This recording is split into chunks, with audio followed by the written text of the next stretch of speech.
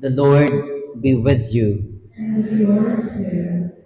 Ang pagbasa sang Sanctus nga Ebanghelyo suno kay San Marcos. Sadto nga panahon sa susupod sa iyang mga gintutunan nga nagpauli. Sa liwat nagdulugok sa iya ang madamo nga mga tawo sa bagay nga siya kag ang iya mga tinun-an wala sing tion sa pagkaon. Sang mabatian ini sang iya pamilya, naglakat sila sa pagkuha sa iya. Tungod kay ang mga tao nagsiling, nagbuang siya. May mga manunudlo sang kasuguan nga nag-abot ikan sa Jerusalem nga nagsiling. Yara sa iya si Beelzebul. Ang iban nagsiling. Ang pangulo sang mga demonyo amo ang naghatag sa iya singgahom sa pagtabog sa ila. Gani gintawag ni Jesus ang mga tao sa pagpalapit sa iya kay naghambal siya sa ila sing pila ka mga palaanggiran. Ano bala ang pagtabog ni Satanas kay Satanas?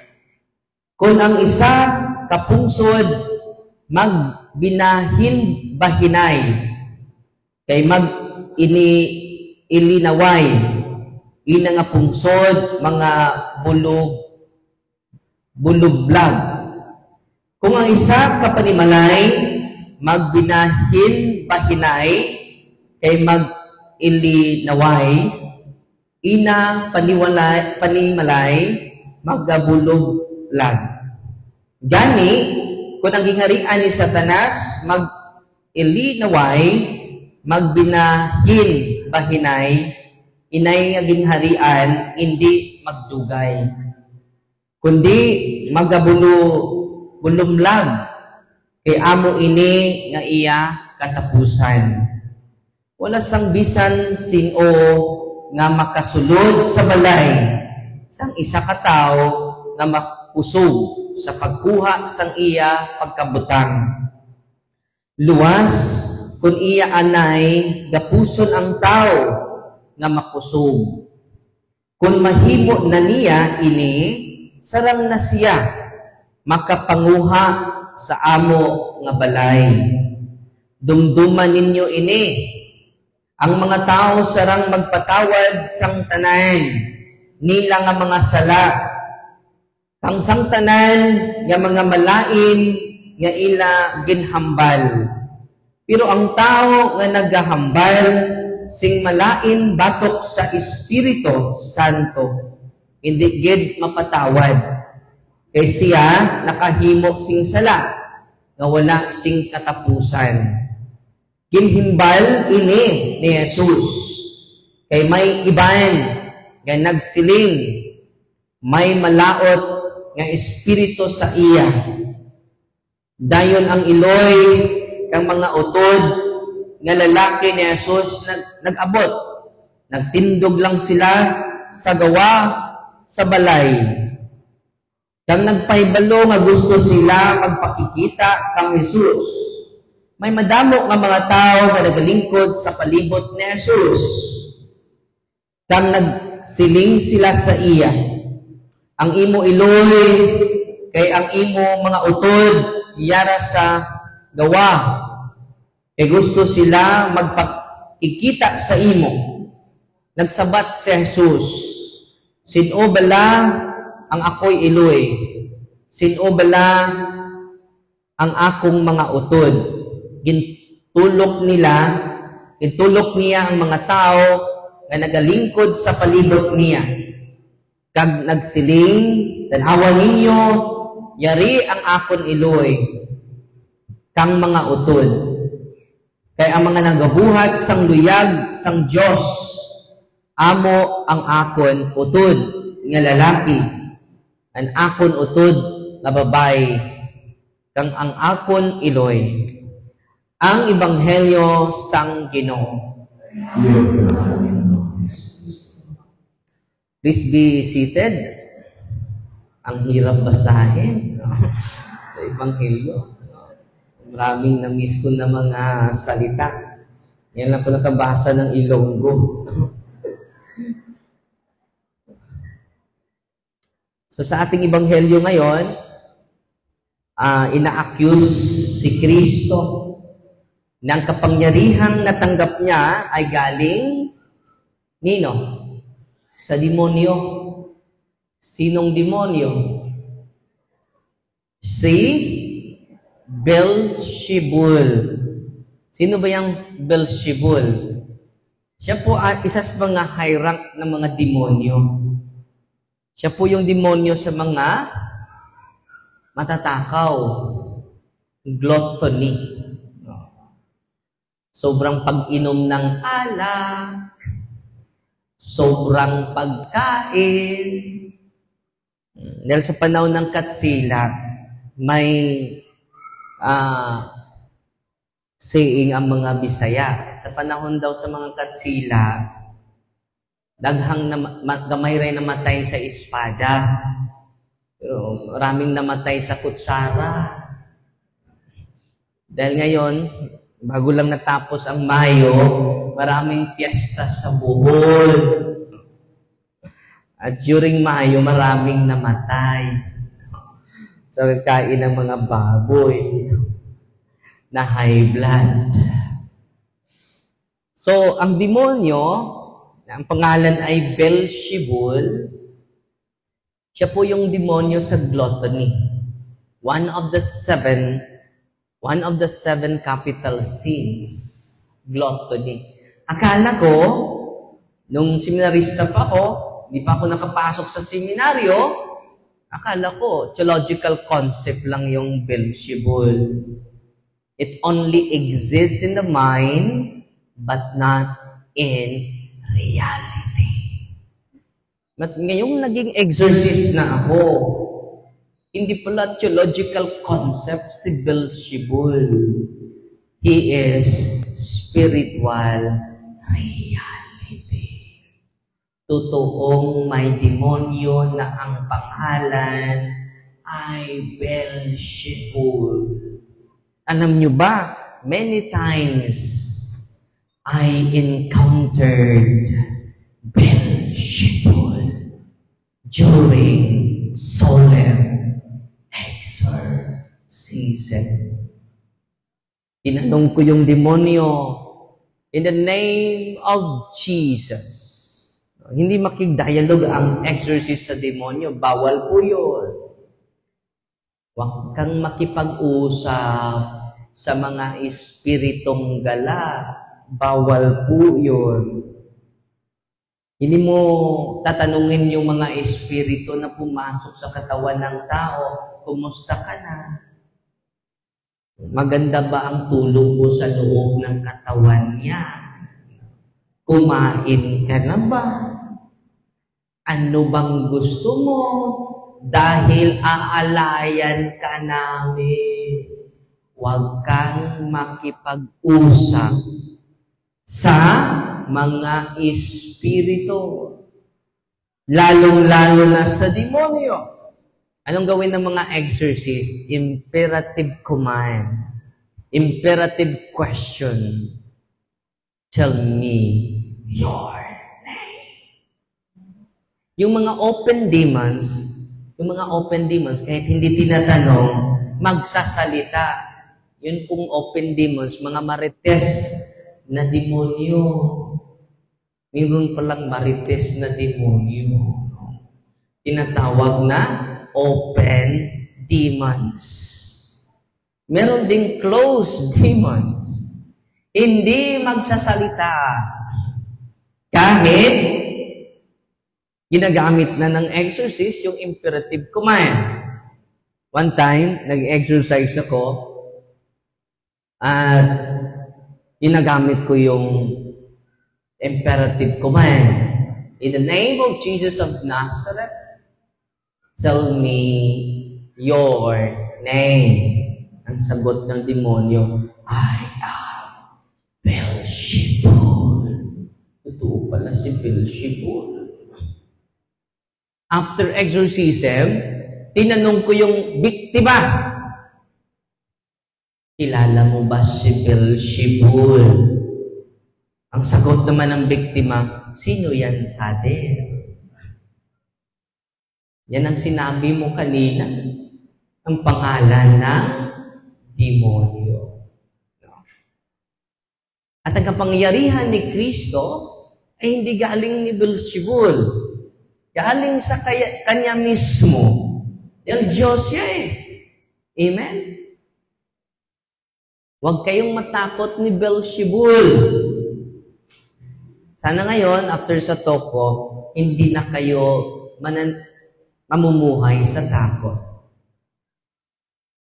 From this moment, you will live in faith. Increase your faith, not your superstitious belief. Amen. God is good all the time. May millennial na sagot dyan. Kapag sasabihin ko, God is good, ang sagot ninyo, grabe. God is good! Ang hina. Parang walang buhay. Parang hindi pa muling nabuhay ang Diyos. Ibigay nyo yung lakas ninyo. No? Yung mga ibang sekta, fully alive. No? Yung mga Katoliko, gikabuhi. God is good! At kung sasabihin ko, pag-asa, walang pag-ibig, sana puno na tayo ng pananampalataya sa araw na ito. Sa oras na ito. Amen! Natalo na ni Kristo ang prinsipe ng mga demonyo. Bakit takot ka pa? Bakit puno ka pa ng pagkabalisa? Ang Diyos ay Emmanuel. God is with us. Ayun nga eh. Kahit ako ay imperfect, pinili pa rin ako ng Diyos. Amen. Alam nyo, yung mga apostol, bakit nabago ang mga apostol? Bakit? Gabi yung trust ni Kristo sa mga apostol. Kahit nireject pa siya. Kahit iniwanan pa siya sa ere. Grabe yung pananalig ni Kristo sa mga apostol. Instead, mawala yung trust ni Kristo sa kanyang mga apostol during resurrection niya. Anong ginawa ni Kristo sa kanyang mga apostol? Ini-increase niya yung trust niya. Kahit grabe yung decrease na kanilang pananampalataya. Yung trust ni Kristo, yung paglago ng pagsalig ni Kristo sa kanila, yun ang dahilan bakit nagbago ang mga apostol. Amen? Ang laki ng tiwala ng Diyos sa kanila despite their rejection to Jesus.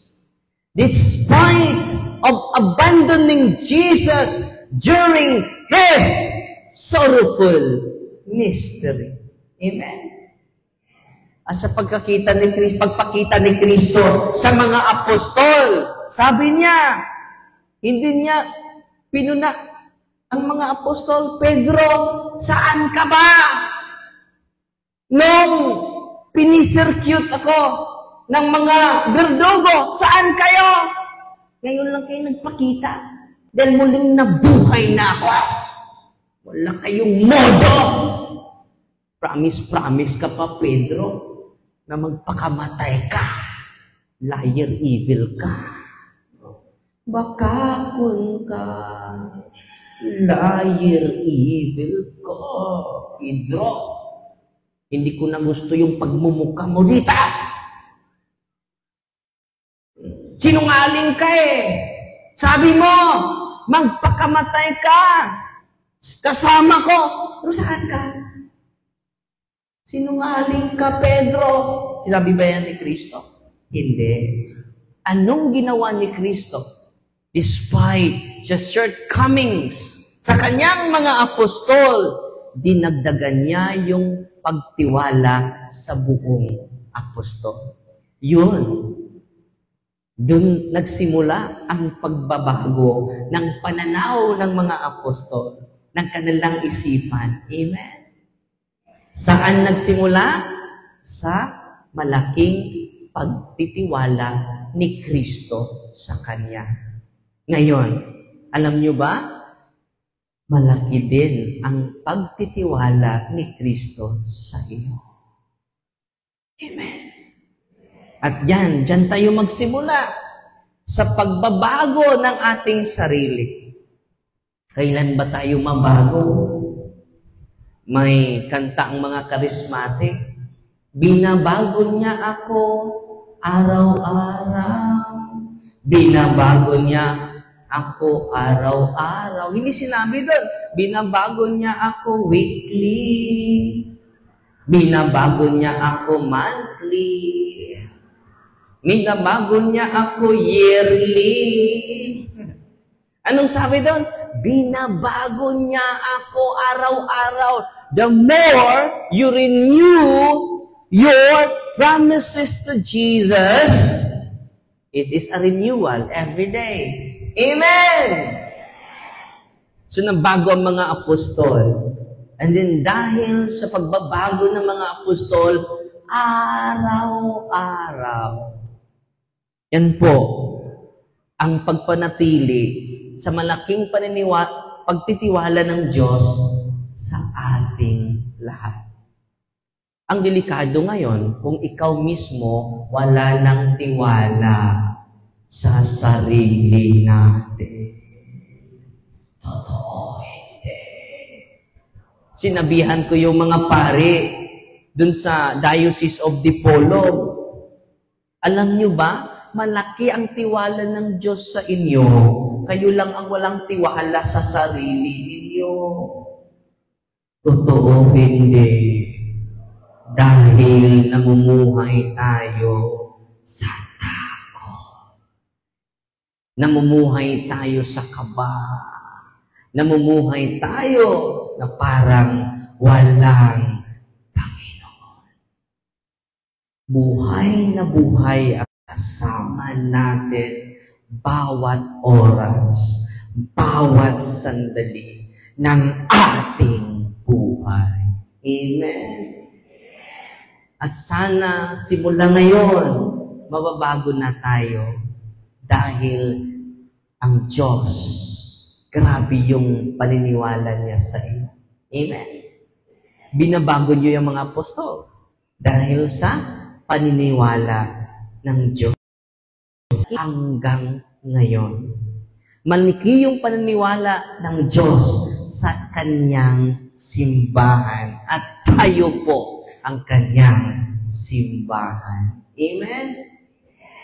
Dahil empowerment ngayon, hahabaan ko yung homily ko. Okay lang? Hahabaan ko yung hello, my friends. Hahabaan ko yung homily ko. Ito na yung toko. Okay? Amen? Ngayon, ito po yung katotohanan. Pasensya na kayo. Dahil maraming masasagasaan ito. At ang dami nang nagagalit sa akin dahil sinasabi natin ang katotohanan. Hindi ko alam anong topic ni Brother Wendell Talibong from Archdiocese of Osamis, si Brother Wendell. Isa po siya sa mga naka-inspire sa akin sa ministry of exorcism and deliverance. Honestly, sa grupo nila ni Brother Windel, Brother Ruli Bangos, Brother Tata Usan, at Dr. Ditsing. Alam nyo, ang unang nag-inspire sa akin sa ministry of exorcism and deliverance ay hindi pare. Ang una. Hindi din exorcist. Alam nyo kung sino? Mga laiko. Mga devoto na laiko. Na binibigay nila yung sarili para sa simbahan. Amen. At ngayon, dahil na-empower ako sa kanila, dahil laigo ang nag-empower sa akin, kayo din lahat na hindi pare, laigo. Ang tawag sa mga hindi pare, laigo o laity. Malinaw ba yung microphone? There's something wrong with the mic. Sabi ng pare, there's something wrong with the mic. Sinagot naman siya sa mga tao, and also with you, Father. Malinaw ba yung boses ko? Oh. So ngayon, ready na kayo. Yung kampo ni Beelzebul, ibubulgar natin ngayon. Base sa aral ng simbahan po. Unang-una, mag-quote muna ako ng biblical text. Dahil galing ako sa Siquijor, nandun ang katedral nila. Kala ko anong katedral. Ngayon, dahil yung mga witchcraft, yung mga mangkukulam, yung mga mangbabarang, yung mga albularyo, yung mga manggagamot, di ba? Yung mga manghuhula, nalilapitan natin. Naaayon ba yun sa kaloob ng Diyos? Ready na kayo? Okay. Babasahin natin ang salita ng Diyos, ha? Hindi yung salita ni Father Darwin. No. Babasahin natin. Una, punta muna tayo sa Old Testament. So, biblical foundation, sa isi-share ko ngayon. Pangalawa, patristic statement, theological statement of our church fathers. Una muna tayo sa biblical statement or foundation. And the third one is the official teachings of the church. Okay? Una, biblical foundation, patristic foundation, magisterium, the teaching official authority of the church. Una tayo sa Biblia, ha? Ready na kayo? Okay. Sabi naman ng nakasulatan, dahil yung mga mangkukulam, ito yung theology ng mga mangkukulam. Bakit alam ko? Yung theology nila, marami ng mangkukulam nag-surrender sa atin. Amen? Dahil, sinasabi natin ang salita ng Diyos. So, ano ba yung sabi ng Diyos? Old Testament po na tayo. Huwag mong pahintulutang mamuhay ang isang babaeng mangkukulam. Papatayin nila kung merong mangkukulam. Sa Old Testament po yan. Exodus chapter 22, verse 18. Punta naman tayo sa Leviticus chapter 19, verse 26. Huwag kayong kakain ng karing may dugo pa. Huwag ninyong gagawin ang ginawa ng mga manghuhula. Huwag kayong lalapit sa mga manghuhula. Related lang yan sila. At mangkukulam. Matagal na pala ito. Hindi pa naisilang ang may kapal. Nandyan na sila, the oldest profession on earth. It's witchcraft and sorcery. Kahit moderno na tayo ngayon, dumami pa sila. Meron akong isang pasyente na leader sa Divine Mercy. Siya po ay banggiitang mangkukulam. Sabi niya, Father, alam mo ba, nung hindi pa ako na-converted, siya leader sa isang Divine Mercy, hindi dito. Hindi ko sasabihin kung saan. Dahil mag-google kayo. Sino bang leader doon? Isang babae. Alam nyo, meron silang obispo. Akala nyo, tayo lang ang may obispo. Sila din. Meron din silang discommunion mass, desecration mass. Magsuot sila ng sutanang itim. At kung ikaw ang biktima nila, pwede isang buwan lang, pwede ka nilang papatayin. At ang bayad nito, para maging efektibo yung kaluluwa mo.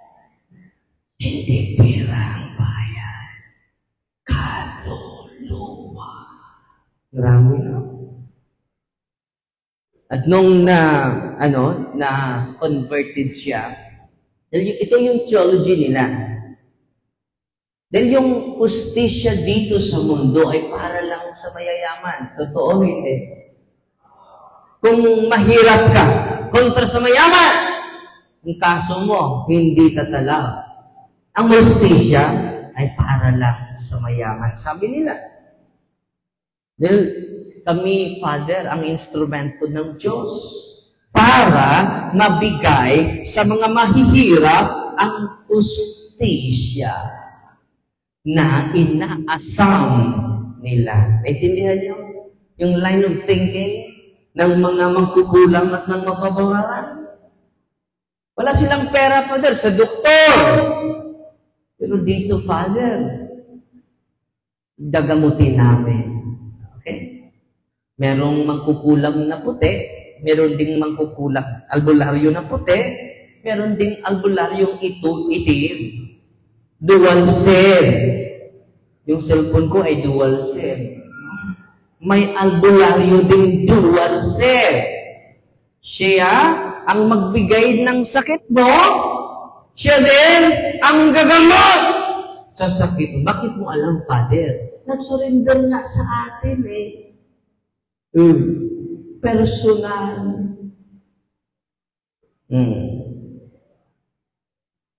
So patuloy tayo, mga kapatid. Anong nangyari sa yung leader sa Divine Mercy na dating mangkukulam? Sinabihan ko siya, i-renounce mo yan. Pag-renounce niya, ang dami pa ring demonyo sa katawan niya. Sumisigaw siya. Hindi siya makatitig sa aking mga mata. Akala ko, yung occult practices niya. Anong sabi ng banal na kasulatan? Patuloy tayong magbasa, mga kapatid. Sa Leviticus chapter 19, verse 31, huwag ninyong babalikan ang mga inaalihan ng mamasamang espiritu ni ang mga magkukulam. Huwag ninyong hanapin na magpakahawa sa kanila. Ako ang Panginoon na inyong Diyos. Grabe, no? Huwag niyo silang lapitan. Marami sa atin lumapit sa mga mangkukulam albularyo. Patuloy tayo. Sa Leviticus chapter 20 verse 6, ang taong magbalik sa inaalihan ng masamang espiritu. So yung sa likod nila ay masamang espiritu. At sa mga mangkukulam upang manalig sa mga yaon, ay itititig ko ang aking mukha laban sa taong yaon at ihihiwalay ko siya sa kanyang bayan. Grabe, no? Nagagalit ang Diyos sa mga taong mangkukulam. Pero alam nila, yung theology na sa isip nila, sila ay ginamit ng Diyos. Hindi totoo yun. Ang Diyos ay hindi gusto sa mga mangkukulam. Bakit? Ang nasa likod nila ay mga demonyo. Masasamang espiritu. Alam nyo, higit na sa 20 ka mga mangkukuram at mangbabarang, 20 to 30 ang nag-surrender sa office of healing and exorcism. Amen? Natutuwa pa kayo ngayon? Patuloy tayo. So, ngayon, simulan lang tayo ng misa para makasave tayo ng oras. Exactly 12, matapos na tayo. Then may kasal pa ako ngayong alas 2. So patuloy tayong magbasa. Punta naman tayo sa Bilang chapter 23, 24 verse 1. Samantala nang mapag-isip-isip ni Balaam na gusto ng Panginoon na pagpalain ang Israel, hindi na siya nang kulam. Mangkukulam pala si Balaam. Hindi na siya nang kulam katulad ng ginawa niya noong una. Sa halip, pumarap siya sa diserto.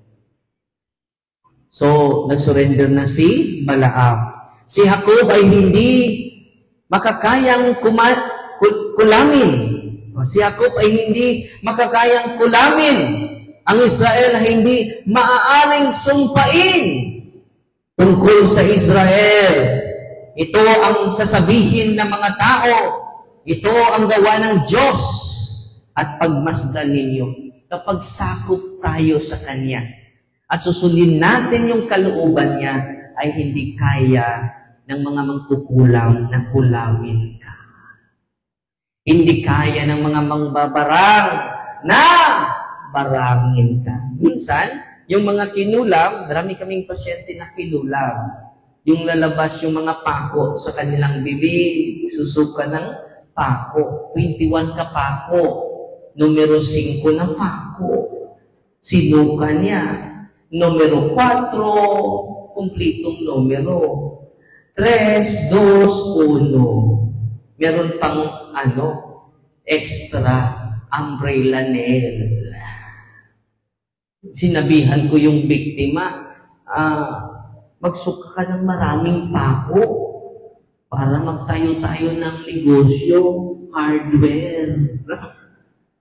Sa awa ng Diyos, okay na siya ngayon. For 2 years, meron siyang karamdaman na walang finding sa doktor. Hindi naintindihan ng mga dalubhasa. Pero nung lumapit siya sa akin, reception of the Holy Eucharist, ngayon ay gumaling na siya. Amen? Natutuwa ba kayo ngayon? No? Hindi matablan si Jacob, no? Sa mga sumpa. Dahil sakop siya sa bayan ng Diyos. Mali po yung tanong na, Father, sino po ang nagkulam sa akin? Mali po yun. Kapag matrace natin, baka mag-revenge ka. Ang right question is, hindi po yung sinong nagkulam sa akin. Ang right question is, bakit natablan ka ng barang? Bakit natablan ka ng kulam? Yan ang right question. Bakit matablan tayo? Kahit nasa simbahan tayo. Bakit? Lapit tayo sa mga albularyo eh. Anong Tagalog ng tutho? May kasama pang plema. Huwag kang maligo ha, 3 araw. Bakit itong plema? Nasa ulo ko ang baho. Holy water. Lalapit tayo sa mga okultista at meron pa tayong mga habak o amulets, mga bala na sa ating anong tawag sa Tagalog? Hawak? Ano? Hawak pa rin? Baligtawak? Hawak? Ayun na. Sunod, nasa Biblia pa tayo ha. Punta tayo ngayon sa Old Testament yon, punta tayo sa New Testament. Dahil maraming naniniwala na yung mga mangkukulam ay instrumento ng Diyos. Hindi! Kaaway sila ng Diyos. Malinaw na malinaw sa banal na kasulatan. Amen? Naniniwala ba kayo sa salita ng Diyos? Patuloy tayo. Dito tayo, ang dami eh. Hindi tayo matapos ngayon kapag Old Testament lang ang babatayan. Punta tayo sa Bagong Tipan. Sa New Testament po. Ito ang pahayag. Ang dami din. Ito ang pahayag ni Apostol San Pablo. Kasali pa lang mangkukulam dito.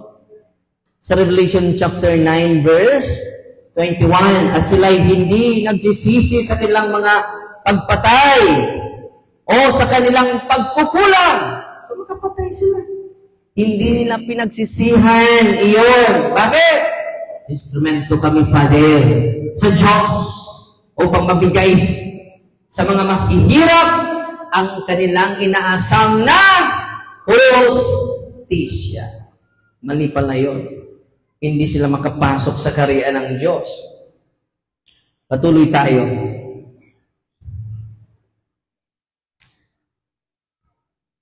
At ang liwanag ng ilawan ay hindi na tatanglaw pa sa iyo. At ang tinig ng lalaking ikakasal at ang babaeng ikakasal ay hindi na maririnig pa sa iyo. Sapagkat ang mga ngaral mo ay dating mga pangunahin sa lupa, sapagkat dinaya ng iyong pagkukulang ang lahat ng mga bansa. Ano to? Dinaya nila sa pamagitan ng pagkukulang ang lahat ng mga bansa. Alam niyo ba, doon kahit sa first world country, sa Italy, may 3,000 ka mga mangkukulam. First world country po yun. Lalong-lalo na tayo. Third world. At yung pari doon sa Italy, mga 300 daw. Yung mangkukulam, at isa lang ang exorcist na acte. Paano natin kukontrahin yun? Ang dami. Di ba? Paano natin makontrol? Amen? Now you are empowered by Jesus because you are baptized. Naka-receive na ba kayo ng bautismo? Amen? Naka-receive na ba kayo ng sacrament of confirmation? Nag-receive na kayo ng sacrament of reconciliation? Hindi sumagot ang iba. Wala uso yun, Father. Yung confession, grabe yun. Higit pa yun sa exorcism. 1,000 times. Ganyan kamakamangyaриhan ang sacrament of reconciliation. At every Sunday, you receive the Holy Eucharist, the source and summit of our Christian life. Ano ang Eucharist? The summit and source of our Christian life. Ito po. At lahat ng pari ay makapagbigay sa inyo ng sacrament. Because all priests are healers. Natutuwa ba kayo ngayon? Ano ang mga pari? Silang lahat are healers. Kaya nga, hindi ako magpalapit sa inyo. Hindi naman ako ang sakramento eh. Jesus must increase. I must decrease. Amen? Yung sacrament, higit pa yun kay Father Darwin. Abo lang ako. Amen? Kung may sakit ngayon, lapit ka sa sacrament. Lahat ng kasalanan mo ay pagsisihan natin. Yan po ay sacrament of healing. Every time mag-heal si Kristo, anong sasabihin ni Kristo? Anak, tumayo ka, dalhin mo yung higaan mo, at pinatawad ka na. Sa entrance fee ba ang simbahan? Wala. Sasabihin ba ng pari, sakristan, bantayan mo yung taong hindi nagbigay ng sa kanila. Pulipot yan eh. Anong ibibigay natin? Buto ni Kristo. Hindi katawan. Ka sa koleksyon or hindi, katawan pa rin ni Kristo ang matatanggap natin lahat. Amen. Sa mga may sakit ngayon, dagdagan nyo yung oras, araw sa pag-receive ng katawan ni Kristo, the source of healing. Amen. Natutuwa ba kayo ngayon? Iwanan niya yung mga habak ninyo, mga anting-anting ninyo, na hindi matablan sa bala, hindi matablan ng itak. Sa demonyo po yan. Patuloy tayo mga kapatid. So, nandito sa New Testament ha, punta naman tayo sa Church Fathers. Anong sabi nila patungkol dito? Okay. I-quote ko muna si unahin natin i-quote si Saint Ephraim, the Syrian. Sabi niya, beware of making potions. Gayuma. Bago lang ko pupunta sa Sikihor, may love potion doon. Ipinagbili, tag 300. Binibidyuhan ko, yung mga followers ko, Father, bilhan mo ako ng isa.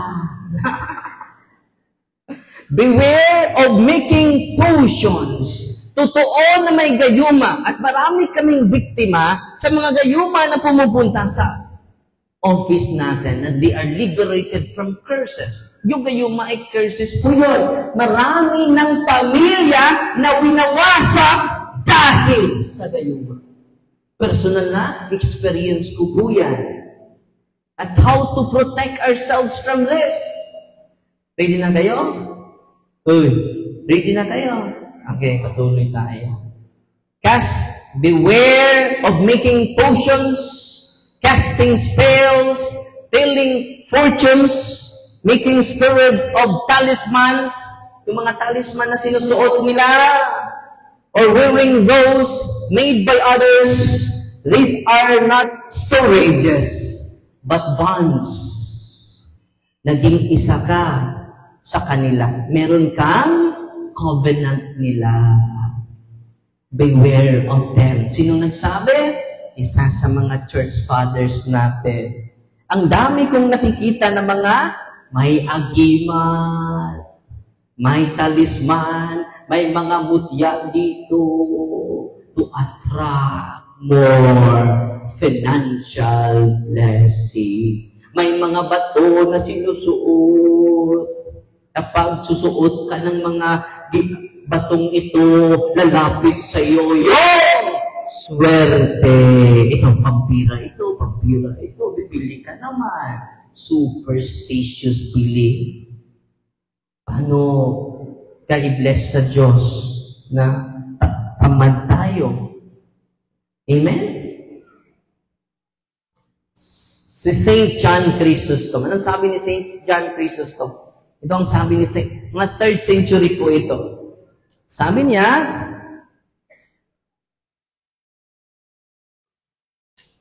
Sabi ni St. John Chrysostom, even if we are sick, it is better to remain sick. Kung tayo po ay may sakit, mas mabuti pang manatili na tayong may sakit than to fall into wickedness. To free ourselves from illness. The demon, even he heals, will do more harm than good. Di ba? Maraming may sakit. Bahala na! Basta! Gagaling ako! Anong sabi niya? You know? Demon can heal. Mag-ingat po tayo. Hindi lahat ng healer galing sa Diyos. Anong sabi ni St. John Chrysostom? The demon, even if he heals, will do more harm than good. Patuloy nating basahin ang sabi ni Saint John Chrysostom. Sabi niya, do not voluntarily resort to fortune telling. Di ba? Lalapit tayo sa mga manghuhula. Ano ba yung sino ba yung maasawa ko? Taga-saan? No. But if you are attracted to this by others, then do not agree.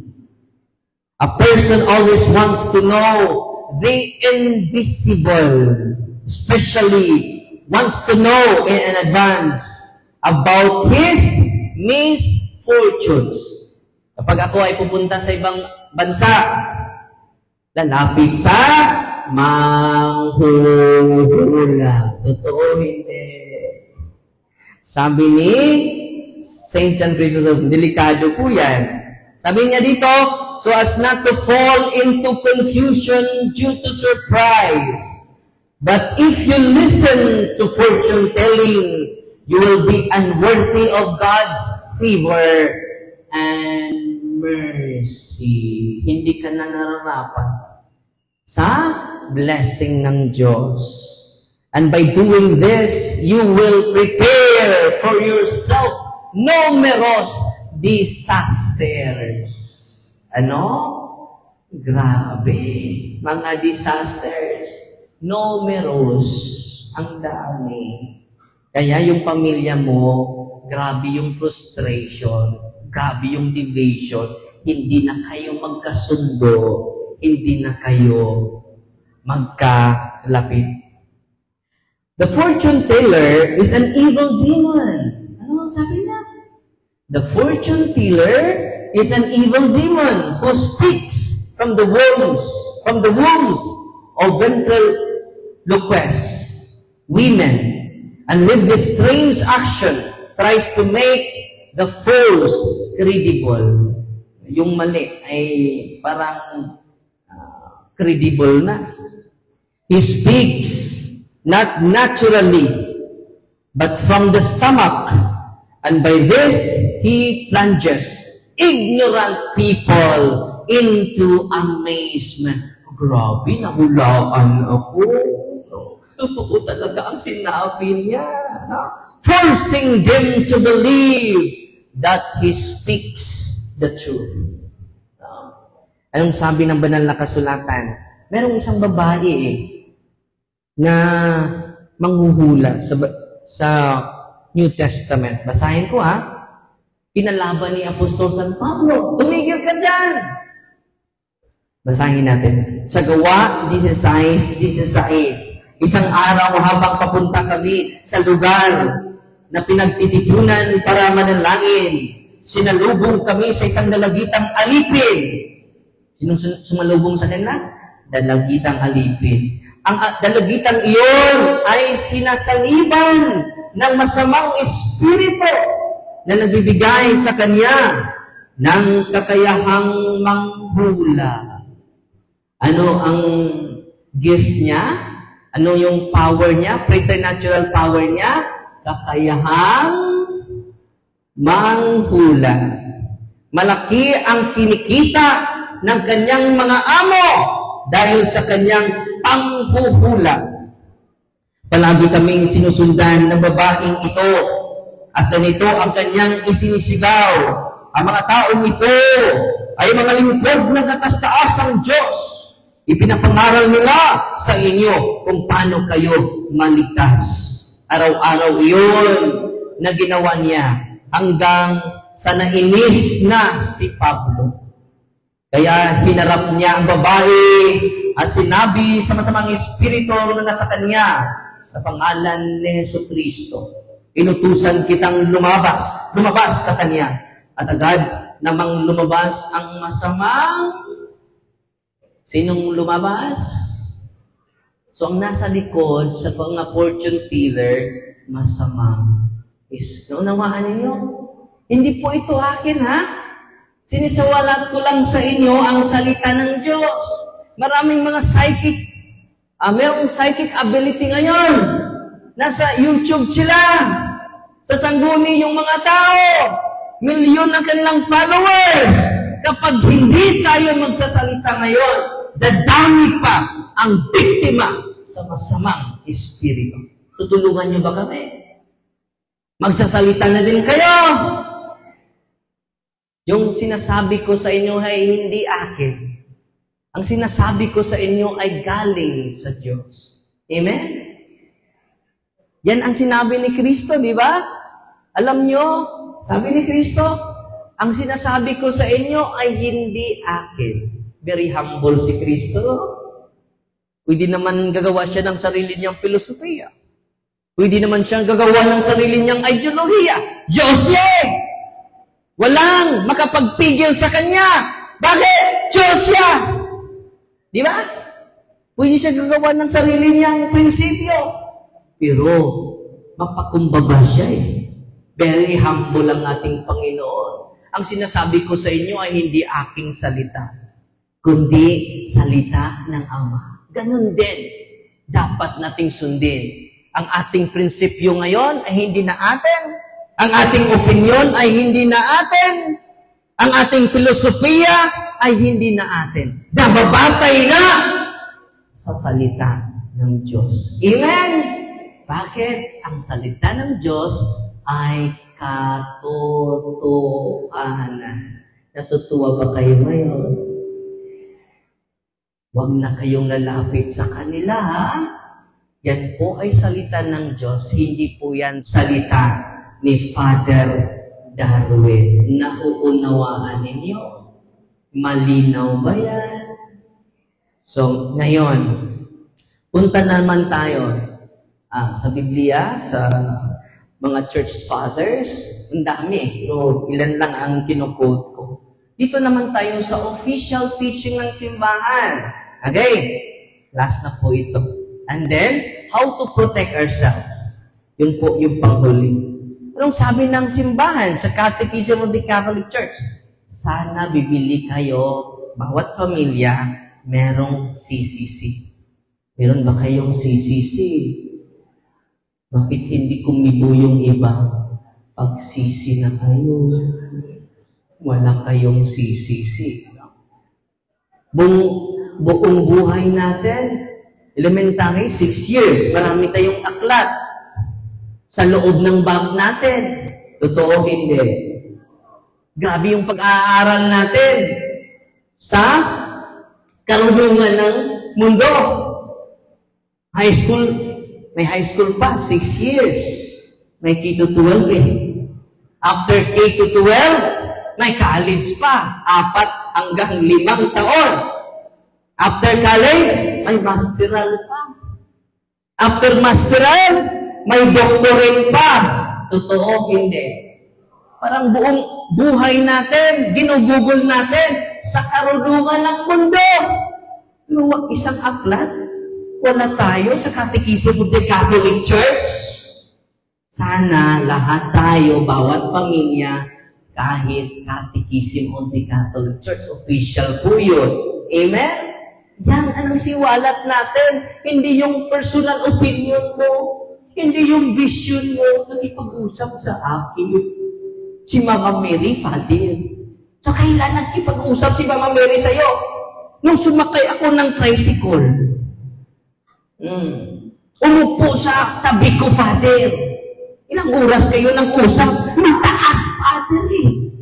Sabi niya, itong CR mo, ito ang design ng CR mo. Pati CR, pinakian naman ni Mama Mary.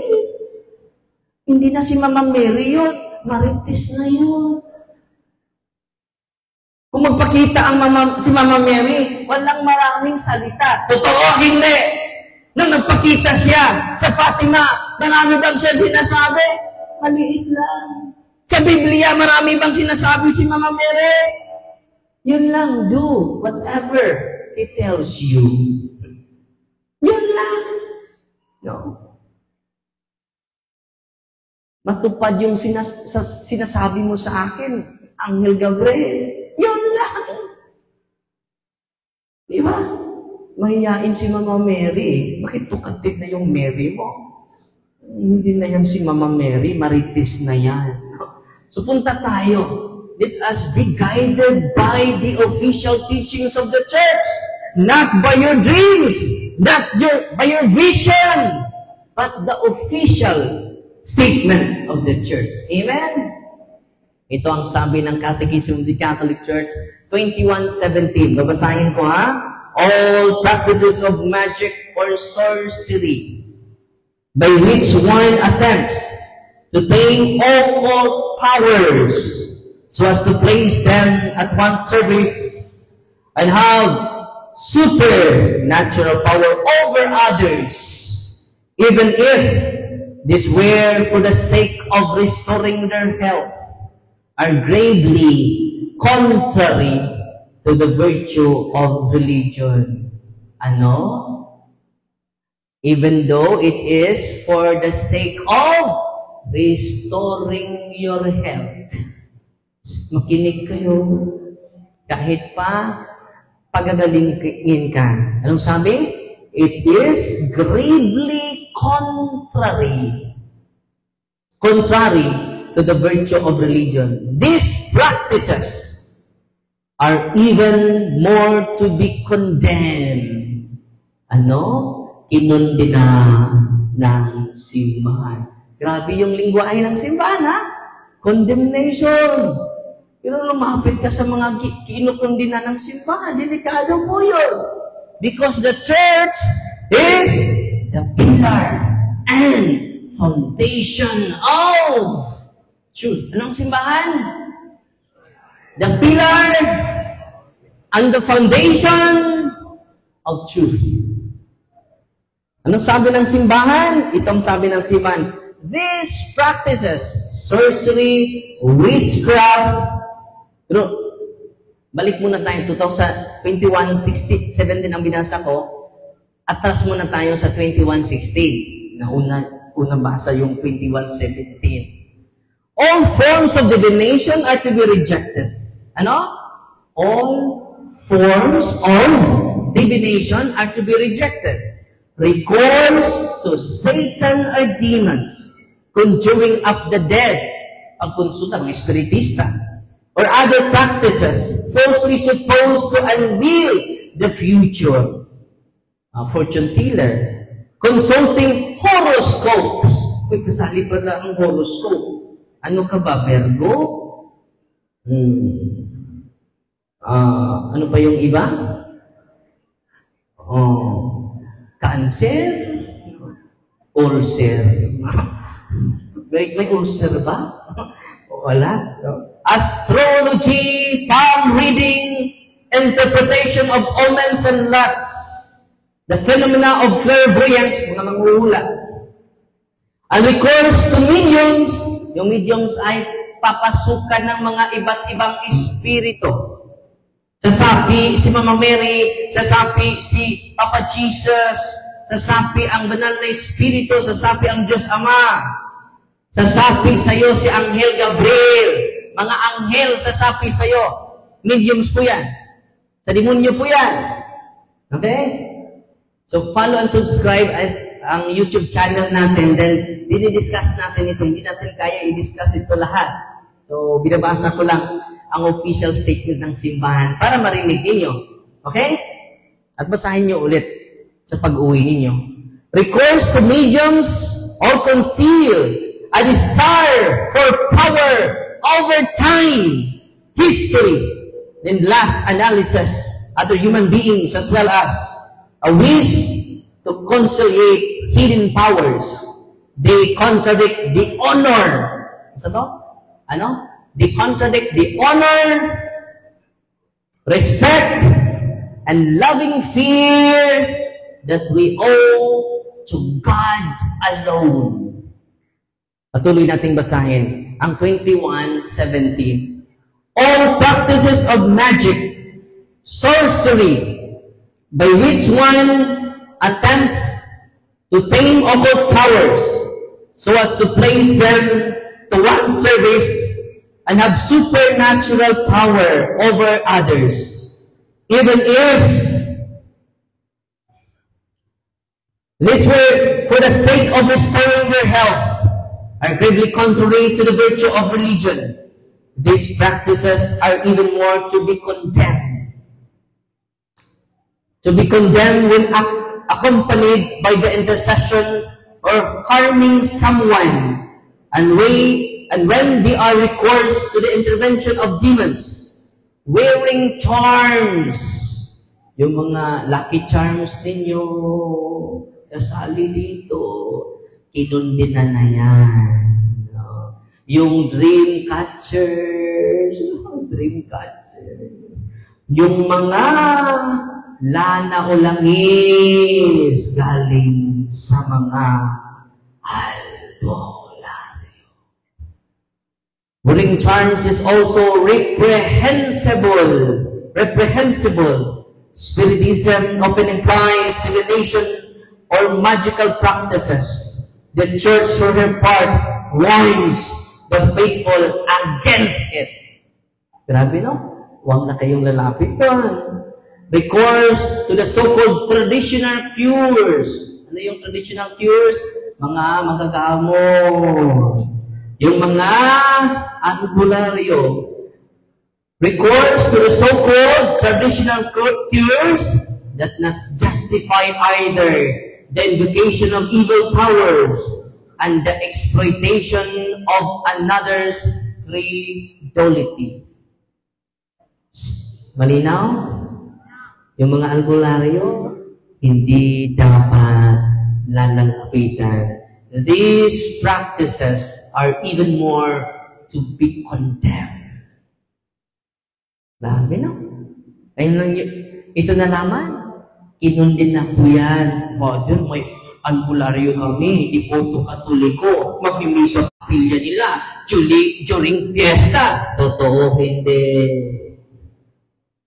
Nagsagawa siya ng mga habak, nag-bless ng mga lana o langis. Only the priest can bless. Merong albularyo na sa office ko, pinagagalitan ako. Padre, bata ka pa. Wala na kaming hanap buhay nito dahil saya. Itigil mo yung homily mo. Pero nanay, si Father, bakit sasabihin mo sa demonyo? Malinaw na malinaw, di ba? Sa biblical context, sa patristic context, sa official statement of the church. Malinaw na malinaw po yun. Hindi po yun akin. Wala po akong akin. Ang akin lang ay yung pagkamakasalanan ko. Yun lang. Wala nang iba. At sinabihan ko si nanay yung isa sa mga nabanggiitang albularyo sa Bohol. Nay, nagpa-bless ka ng olive oil, di ba? By the way, lahat ng pari makabless niya. Hindi lang si Father Darwin. Amen? As long as he uses the ritual of blessing of religious items, magbisa po yun because of the prayer of the church. Magbisa po yung sacramentals. Bakit? It is official prayer of the church. Universal prayer of the church. Anong nangyari mga kapatid? Nag-bless ako before final blessing, mag-bless ako sa mga religious items ninyo. Tubig, asin, kung nagdala kayo. olive oil, i-bless natin. Hindi po yung BB oil, ha? Olive oil. Hindi din efficacent oil. Hindi kasali yung pau de arco ninyo. Yung maintenance niyo sa diabetes, cholesterol, hindi po yan kasali. Yung olive oil lang. Alam nyo, after sa blessing, sabi ko ni Nana, yung albularyo, Father, paano sa demonyo itong kapangyarihan ko na katigista ako, Father? Pangalawa, Father, lagi ako nagsasamba. Kahit walang misa, nagsasamba ako. Paano sa demonyo ito? Ang patron ko, Father, ito, si San Vicente Ferrer. Malaki yung San Vicente Ferrer, antique. Paano lagi ako nagro-rosaryo, Father? Paano yan? Paano ma-reconcile? Yung mga taong lumapit sa akin, tinanggihan na ng doktor, gumaling. Sino nang lapitan nila, Father? Sabi ko, palapitin niyo sa sakramento, confession, anointing of the sick, and in the Holy Eucharist. Yun po ang paraan ni Kristo. So, tinanong ko siya, yung pagkakatigisa mo na, hindi yun sa demonyo. Yung pagsamba mo araw-araw, hindi yun sa demonyo. Yung devotion mo ni San Vicente, hindi yun sa demonyo. Yung pag-rosaryo mo, hindi yun sa demonyo. Nay, tapatan mo ako. Kailan ka nagsimula? Panggamot. Malapit na mamatay si Lola. Pinasa niya eh. Hindi siya mamatay kung hindi niya mapasa. Yan ang sa demonyo. Nanawaan ninyo? Sino bang nakatanggap ng pasa, Lord? Dito. Yan ang sa demonyo. Nanawaan ninyo? Pag-uwi niya sa bahay ni nanay, ininom niya yung holy and exorcise oil na bago na bless natin. Pagkagabi na, ininom niya yung holy and exorcise oil. Ano nangyari? Nawala siya sa sarili niya at yung mga demonyo sa loob ng katawan niya din si nanay ay walking possessed. Yung kapangyarihan niya sa paggamot, talaga yung sinabi ng Biblia, sa masamang espiritu. At sabi ng mga nag-chat yung mga demonyo sa akin, uy, high-tech na mga demonyo, gumamit na ng messenger. Sabi ng mga demonyo sa chat ko, Darwin, huwag ka nang babalik sa parokya namin, tinutorture nyo kami. Alam mo ba, Darwin? Hindi yan mag-Father Darwin. Alam mo ba yan, Darwin? Alam mo ba, Darwin? Matagal na kaming nananahan sa kanilang mga kaninunuan. Sa kanilang great ancestors. Amin na po ang kanilang angkat, Darwin. Darwin, kapag babalik ka sa aming parokya, papatayin namin siya. Kailan siya na-torture? Si nanay, nung ininom niya yung sacramentals ng simbahan. Grabe. Kaya nga mag-bless ako para sa inyo to protect us. Ang pinakamabisang protection is the sacramentals of the church. That's the wisdom why the church instituted the sacramentals. The holy and exorcised water, the holy and exorcised oil, the pearl of deliverance are sacramentals of the church. Amen? Natutuwa ba kayo ngayon? Plus the sacrament of Christ. Pwede ba kayo makadeliverance? Pwede. As long as, ang condition lang, page 22, sa Handbook of Father Sikea, Deliverance Prayer, page 22. Anyone can do deliverance. As long as, anong kondisyon? You are practicing Catholic. Ano? Ang kondisyon? You are practicing. Hindi nominal Catholic. Dahil may 3 membro ang Katoliko. Ilang membros Katoliko? 3. Una, yung mga CWL, Katolikong Waitingaw. Yan lang dyan nasa misa. Kahit walang misa, sasamba pa rin. They're called Maximal Catholic. Anong tawag sa kanila? Maximal Catholic. Pangalawa, yung mga Katoliko na makikita lang during may patay. TBL, kasal, bunyag, lubog, living. Makikita lang ng mga taong ito kapag may kasal. Bakit makikita mo mga taong ito? Dahil may kainan, habang, mga Kristiyan, mga Tiyanos. Anong tawag nila? Catholic. Ang tawag nila? So makikita lang natin sila kung may kasal, binyag, at libing. Pero merong pangatlo, kahit may kasal, nandun lang sa labas. Hindi papasok sa simbahan. Kung may binyag, nandun lang sa labas. Nakikichismis. Okay. Merong living, nandun lang sila sa labas, hindi papasok. Ang tawag nila, animal. Anong tawag sa mga hindi papasok sa simbahan? Animal. Magma-market preaching ako sa parokya ko. Sasabihin ko sa mga tao doon hindi pumasok sa simbahan, magandang araw mga animal. Yung mga hindi papasok sa simbahan, mga animal yun. Pero kabang nakita na kabayo pumasok sa simbahan, hindi. Yung aso lang. Kaibigan ng tao. Ngayon mga kapatid, anong kondisyon you are practicing Catholic? Paano ba? Ano bang patatandaan na practicing Catholic tayo? Cares. Ano ba yung cares? Confession. Pinakamabisa po yun. Sunod. Adoration. Harap ka sa adoration. Sa Blessed Sacrament. Receive the enlightenment, guidance, and inspiration. I-renounce mo lahat ng superstitious belief mo. Lahat ng mga occult practices mo.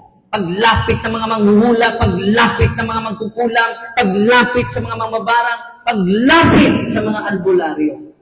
At sa pag-receive ng kanilang mga amulets, mga langis, i-renounce mo lahat. Ang daming gagaling. Ready na kayo? Ang daming gagaling. Alam nyo, dun sa Cebu, may stage 4 liver cancer. Hindi siya makatayo. Hirapan pagtayo. Stage 4 liver cancer po.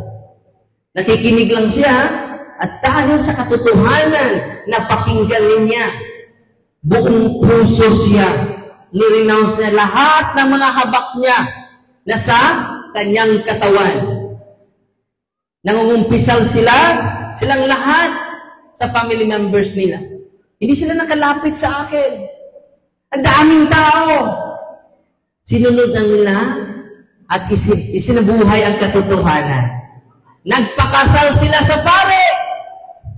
For how many years wala pa silang kasal? Sabi niya, bago ako mamatay, mas mabuti tatanggapin natin si Kristo ng buo. Para kung ako ay mamatay, handa na ako na makiisa sa Diyos. Dahil natanggap ko na ang sakramento. Nangumpisal, nagpa-anointing of the sick, lagi siyang sumasamba to receive Jesus sacramentally, the summit and source of our Christian life. Amen? Alam nyo, without major operation, dahil wala silang pera, tinanggal niya lahat ng mga amulets sa katawan niya. Kumusta na siya ngayon? Completely healed siya ngayon. At nagpa-interview pa siya sa pari nila, si Father Rudyard, sa Archdiocese of Cebu. Ang interview niya ay nasa Facebook at YouTube channel ni Father Rudyard sa Isang Bingay. Isa niyang Isang Bingay. Nandun siya. Sabi niya, Father, salamat. Nakikinig lang ako nung pagpunta ni Father, hindi siya nakalapit sa akin. Bakit? Mas makapangyarihan pa ang sakramento sa akin. Naunawaan ninyo? Go to the sacrament. Because the sacraments are instituted by Christ. Amen? Sacraments are not instituted by Father Darwin, but by Christ. The more you receive the sacraments, the more you receive Jesus, the King of Kings, the Lord of Lords, the God of Gods. Amen! Natutuwa ba kayo ngayon? Ang challenge natin ngayon, am I practicing Catholic? If you are practicing Catholic, marami tayong mailigtas na mga family members natin. At hindi ko na maibigay lahat, yung guide and flow to how to deliverance, nasa Facebook page ko, sa live natin ngayon. Pinipin ko po yan. Para kung wala pa kayong aklat, magagamit nyo na. Huwag kayong matakot. Huwag kayong, huwag kayong matakot. Yan po ang sinabi ni Kristo, do not be afraid. Anong sabi ni Kristo? Do not be afraid. Sa pagdagdag ng ating pananampalataya sa Kristo, marami tayong maligtas. Amen? May lumapit sa akin last month, Father, tulungan niyo po ako. Yung anak ko ay walking possessed. Maraming bisis na kami lumapit sa kasamahan mo, pero hindi pa rin umalis. Sabi ko, nakasentro lang kayo sa amin eh. Bakit hindi kayo nakasentro sa inyong pananampalataya kay Kristo? Punta ka sa office ko, i-empower kita. Nung pagpunta nila, ang pumasok sa katawan ng kanyang anak, si Lucifer. Si Lucifer. Natatakot ang buong pamilya. Father, si Lucifer. Huwag kayong matakot. Nag-exercise ako, at ang nagpatuloy mag-deliverance, yung tatay. Ikaw na mag-deliverance sa anak mo, ha? Sige. Ito ang idasal mo. Si Father, lumabas ang demonyo? Yes. Simula ngayon, ikaw na ang mag-deliverance sa kanya araw-araw. I-deliverance nyo yung bahay mo. Ikaw na. Huwag kayong mag-rely lang sa akin. Isa lang ako. Kung nandito ako sa office, wala ako sa inyo. Kung doon ako sa inyo, wala ako dito. Naintindihan mo. Kung kayo gamitin nyo yung prayer ng simbahan, marami tayong mapalayas na demonyo. Naintindihan nyo? In-empower ko yung tatay. Alam nyo, hindi umabot ng isang buwan. Bumalik sila. Father, salamat. Naniwala ang demonyo sa akin. Anong sabi niya? Naniwala ang demonyo sa akin. Ang Ebanghelyo last week, nung sabi ni St. John, Lord, mayroong hindi kasama natin, Lord. Ginamit yung pangalan mo. Nag-preach din sila sa pangalan mo. Nagpalayas din sila ng demonyo sa pangalan mo. Anong ginawa mo? Pinuna ko sila. Tinigil ko sila, Panginoon. Anong sabi ng Panginoon? Huwag niyo silang pigilan. Alam niyo ba yung reflection ko dyan? Anong reflection ko dyan? Ito. Handa na kayo? Okay na? Kung ang nasa labas ay nakapagaling ng may sakit, gamit lang ang pangalan ni Kristo. Kung ang nasa labas ay nakapalayas ng demonyo, galing sa pamagitan ng pangalan ni Kristo, lalong-lalo na tayong nasa loob. Doble ang kapangyarihan natin. Bakit? Nasa loob tayo ng tunay na simbahan. Amen? Nakapagalinga yung nasa labas. Nakapalayas nga ng demonyo yung nasa labas. Tayo pang nasa loob.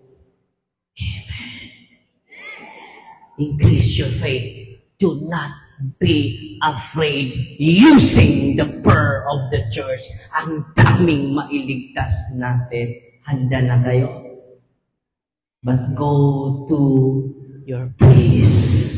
Practice cares. Confession, adoration, rosary, Eucharist, sacramentals. Yan po. Natutuwa ba kayo ngayon? Hindi ko na ma-discuss lahat, pasensya na kayo. Wala na tayong oras, may kasal pa ako. No? At before sa final blessing, mag-bless ako sa lahat ng mga religious items ninyo. Huwag na kayong lalapit, dyan lang kayo sa upuan ninyo. Okay? And then, mag-consecrate ako sa mga senses ninyo at sabay tayo mag-renounce sa lahat ng mga superstitious belief natin. At kung may mga habak kayo, amulets, isurrender nyo na ngayong araw na ito. God is more than enough. Amen?